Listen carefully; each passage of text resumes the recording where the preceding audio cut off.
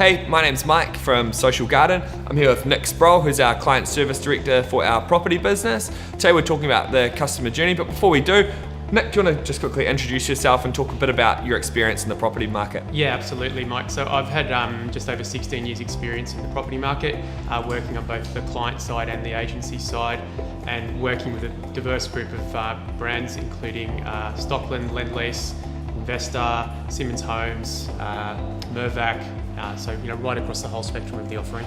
Yeah, great. And so in terms of the customer journey, obviously a lot of people are talking about that right now in the property market.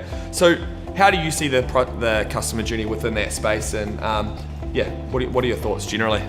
Yeah, look, within the property sector, things have changed dramatically in the last 5 to 10 years. Buyers now have way more information available to them, much more freely, and divorced from the process of dealing with the developer or builder directly.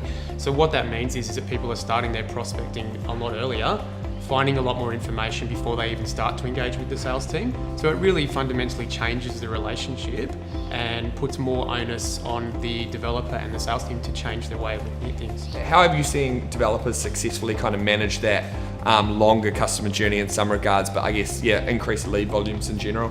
Yeah, look, it's an interesting one. I think initially a lot of developers have a bit of a mindset change required because they're probably used to dealing with people who are much closer to the purchase point, and therefore are literally walking into a sales suite to really just validate their recommendations and then do a sale. Whereas now the sales team and the marketing team by extension are forced to deal with people who are starting much earlier. There's a lot more hand-holding required, there's a lot more questions being asked, there's more time through the process, and therefore there's a need to adapt to that policy and really, I guess, understand what information people need at what stage to help them move through the journey. When we look at our data, we're seeing a huge difference in terms of the length of the customer journey on the first home buyer side versus the investor side. Sure. So what are you seeing in that space, and how should people be thinking about it? Well, I think it's really about understanding the mindset of the consumer. So the first home buyer, it's a very daunting process. There's a lot of emotion attached to it. There's a lot of thought required for it. They don't know what they don't know, so they need a lot of education. They're going to ask a lot of questions. They're going to take time. They don't want to be rushed or pushed. They want to be educated, supported, nurtured, and held through the process. Whereas your investor is looking really rationally for, does this equation meet my needs?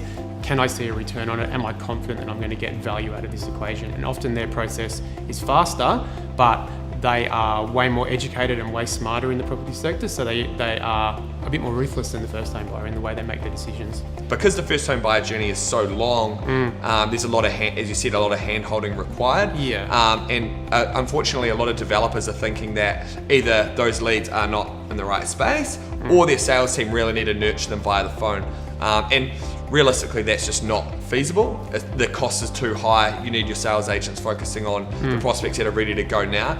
So what have you seen work well in the property space, particularly around the first home buyer market? And what are you seeing that's not working as well? I think where it works well is when a developer or a builder engages all aspects of the marketing technology offering.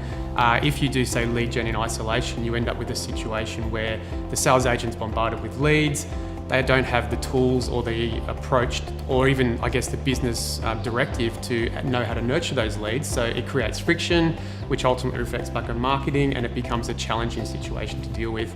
Whereas if you match the lead generation with the marketing automation and actually have those two pieces working together, both sides of the equation, being sales and marketing, are doing the lifting together, creates harmony and everyone's moving in the right direction. So I think where you see those elements working together and a really strong understanding of how each of those elements works to do the job, it tends to deliver the better results. But also, I think it's really important that people realise that there's a big distinction between the job that a sales agent needs to do if they're, working mostly face-to-face, versus someone that's on the phone pre-qualifying these leads. Definitely. And we've seen a tremendous uplift from, a lead to appointment conversion rate of, say, 6%. When the lead is passed directly across to a sales agent, compared to up to kind of 20 to 25% when we've got a really strong sales conversion specialist that's pre-qualifying leads and passing them through. Yeah. So certainly an interesting space at the moment. Yeah, I think the other key point to make as well is that when you actually understand that customer journey, not only from initial inquiry to deposit, but also beyond, you're able to identify where the blockages are and where the issues are, and build a strategy around addressing those issues. So it becomes an opportunity for you to really increase your sales velocity by understanding the pain points in the customer experience and building a strategy around addressing those and moving people through the process. That's awesome. Yeah.